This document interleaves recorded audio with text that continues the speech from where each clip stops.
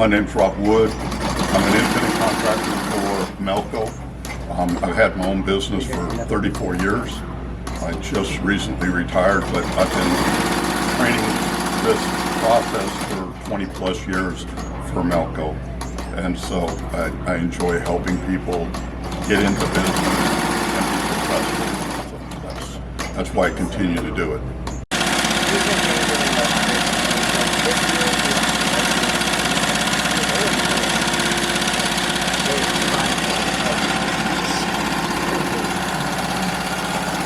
So this here's the artwork, and then from this we created an embroidery file so that it can sell.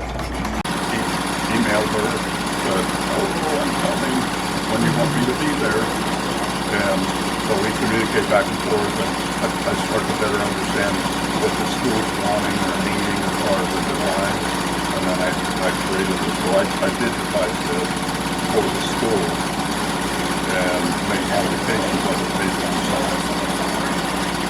Thank you. Yeah.